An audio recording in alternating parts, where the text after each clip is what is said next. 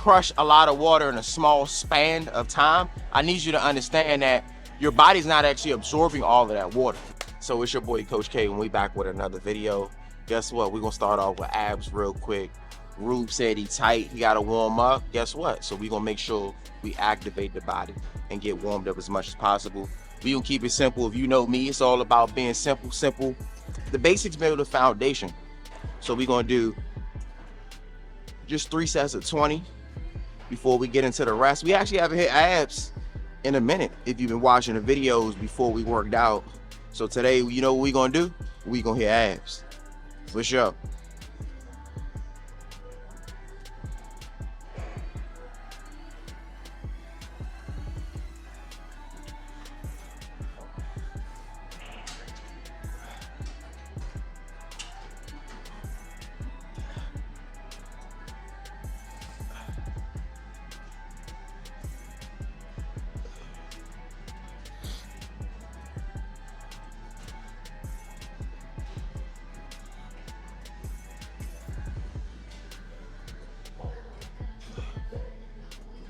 So I'm gonna drop it a little bit for me, just to see something.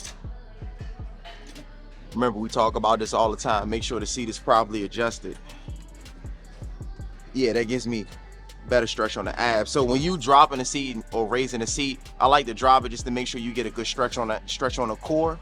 So that way, when you do your crunch, you squeeze right into it. Remember, you're not supposed to feel any lower back pains when you do this. Also, you ain't gotta go crazy with the weight. We talk about this. So right now it's on 50. You don't need to hit, so it's go up to 190. You don't need 190 pounds. And then remember, all we're doing when we train abs first is to prep the body to be a lot more stable when it's time to hit those compound movements. Remember, on this one, I want you to know we're doing 3 sets, 30. I don't know if I said 20 at first, but we're doing 3 sets of 30. You don't have to be slow on this one. You can be a little bit more explosive. If anything, when you at the starting position, you can go slow, and then when you proceed towards the crunch, you can actually speed it up. But remember, I like to start off a lot of the exercises with a little bit of explosiveness because we still warming up the body. If we do want to start doing a little bit more time under tension, we'll do that as we go along within the program. Sometimes we add it, sometimes we don't. So just keep that in mind. As you can see, your boy Rube knocking out 30. Easy 30. Let's get it. It's a question that you asked me too when you was like, why you don't just keep it rolling? I don't want to keep it rolling because it just makes it one big ass clip. You know what I'm saying? And then it's like I gotta kind of dissect each part of the clip more so than just kind of breaking it down into small chapters. You know what I mean? And then that way I'm like, okay, this part right here between this and this is abs. Between this and this is chest. Between this and this is back. Just to give y'all a little bit of game when it comes down to creating content. You don't always gotta just keep it rolling. If you wanna do that, by all means, do what you do. Oh, this is a lot better. You feel the difference between the first one and the second one? Yeah. I definitely feel more core engagement from dropping that seat. Which is funny, some machines, I do need to be a little bit higher, and some machines I do need to be a little bit lower.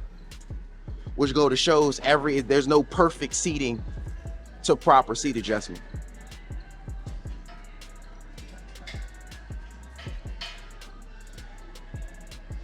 Tell you one thing, I don't know what wax they put on this floor, but I cannot grip right now.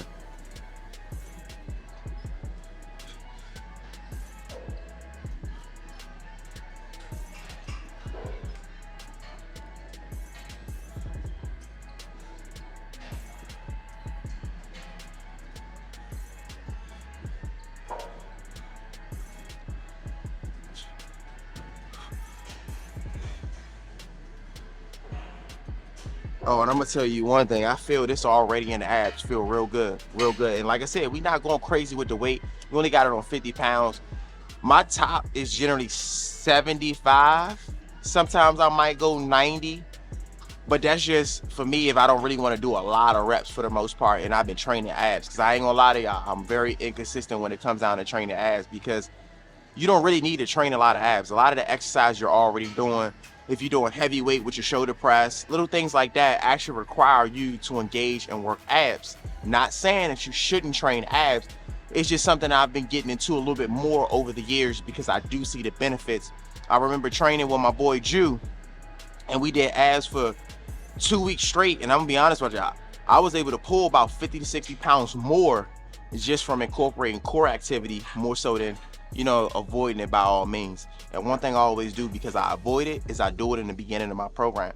So if you somebody that need to train calves, arms, or something to that nature, and you've been slacking on it, do me a favor and move it to the beginning of your program. So that way you can actually have the energy to fatigue the area and benefit a little bit more. Let's get it. Nice and easy. So this is gonna be the last set. Rube started first. Nice and easy. Abs feel real good so far. I'm gonna be real with you. And I don't know if you can hear it, but pay attention to how Rube is breathing. This is the appropriate way to breathe when you're executing a lot of exercises. When you start to explode through the exercise, do me a favor and breathe out. When you reset into the starting position, make sure you breathe in. Very important to understand this so you can get more out of your training. Because if you breathe the wrong way, guess what? You're going to fatigue the body a lot faster. Breathing plays a huge role in how you're able to perfect and perform, because muscles need oxygen. Let's get it. Easy. Nice clean 30. Nice clean 30. And sometimes we play with a different range of motion, but reps and sets. So we might do like 4 sets of 15, we might do 3 sets of 30, we might do 2 sets of 50. So there's so many different ways to go about picking how many reps and sets you want to do when training abs. Fun fact, if you ever notice too, in the beginning of my videos when I'm warming up, I generally have sweatpants on, I have on a hoodie or something to that nature, just to kind of warm the body up a little bit more. And then as we actually get into the workout, we peel some of that off. You feel me? Let's get it. It's gonna be the last set. I ain't gonna lie, I'm actually gonna go up just a little bit. Nothing too crazy. Well, damn, I might as well say a little crazy.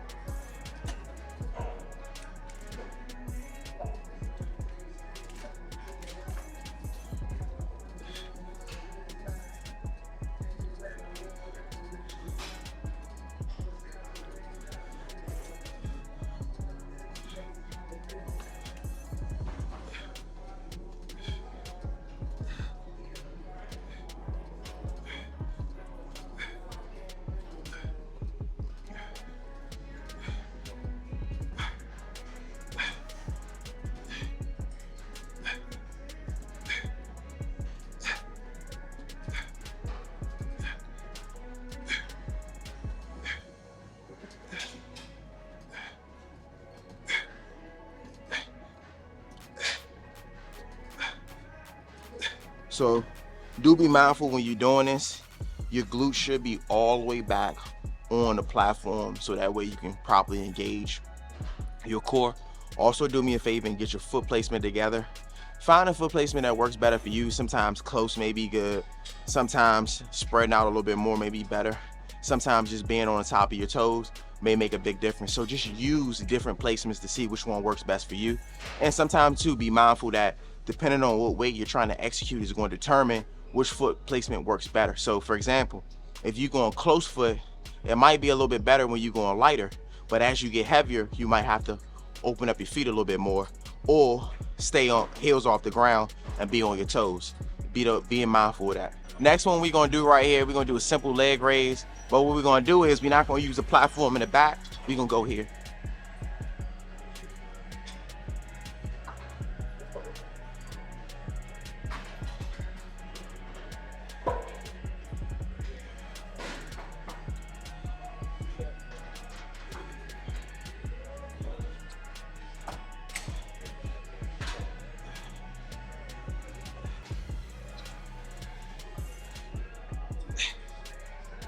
So when you're doing these, do me a favor and make sure that, for one, you can be explosive. If anything, if you want to slow it down, slow it down.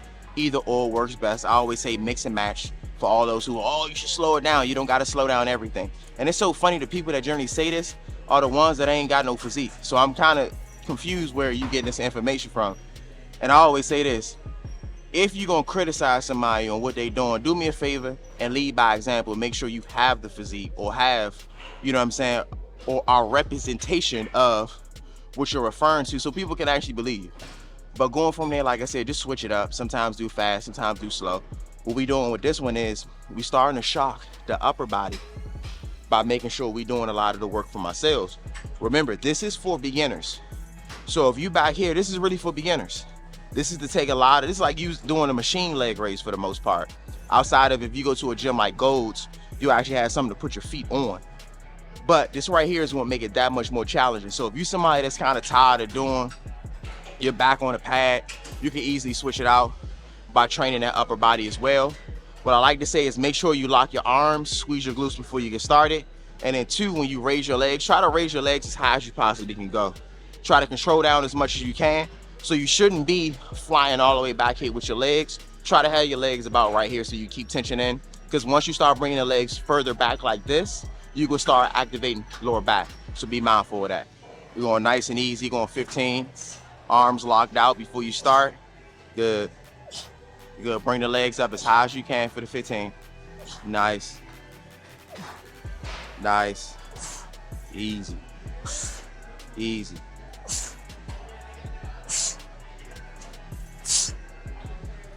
Easy. Nice and easy. Good. Butter. So remember, when hydrating the body, and a lot of people get this very confused, because Ruben is talking about he tight, he feels sore. So when you crush a lot of water in a small span of time, I need you to understand that your body's not actually absorbing all of that water. Another reason why I always say space out your water intake. So just drinking a gallon of water within 2 hours does not mean it's going to properly hydrate your body. You actually need to space out that gallon of water within the course of a few hours. I generally say for real, every hour to every 2 hours, you want to drink anywhere between a cup to 3 cups of water. So just be mindful of that. For those who always like to say, I'm drinking water, but you're really only drinking water 2 hours out of the day. Do understand, yeah, you're going to use the bathroom a lot more within them 2 hours that you drink a lot of water, but it's better for the body to absorb the water when you space it out. And I always say a great indicator is your urine color, the color of your urine. Be mindful of that. If it's white or clear at the end of the day, I'm gonna say clear, not white, my bad. But if it's clear at the end of the day, that already goes to show you there's no nutrients, no nothing in it. If it's super yellow, that means you're definitely super dehydrated. So do be mindful of that. We're going 15 again.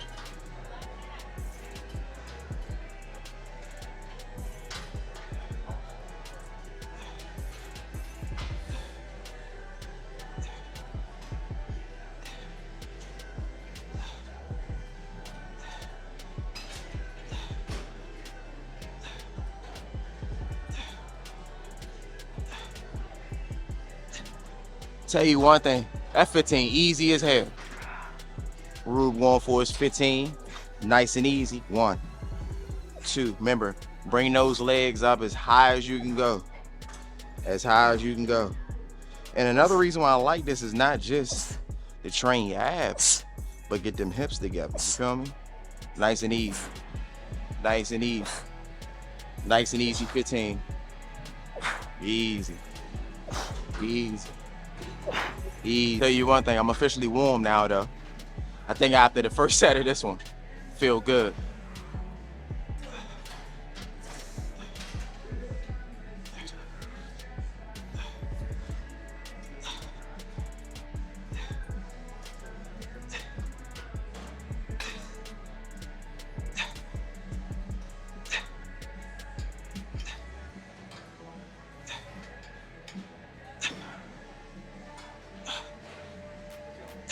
So be mindful as well.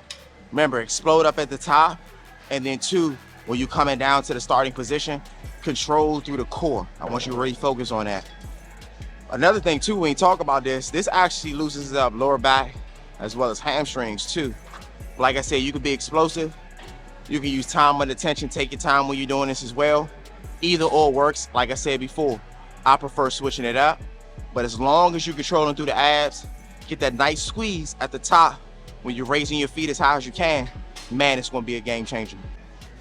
15, 1, nice, 2, 3, 4, let's get it, 5, easy, 6, 7, come on, 8, 9, 10, 11, 12, 13, come on, 14, 15, great work.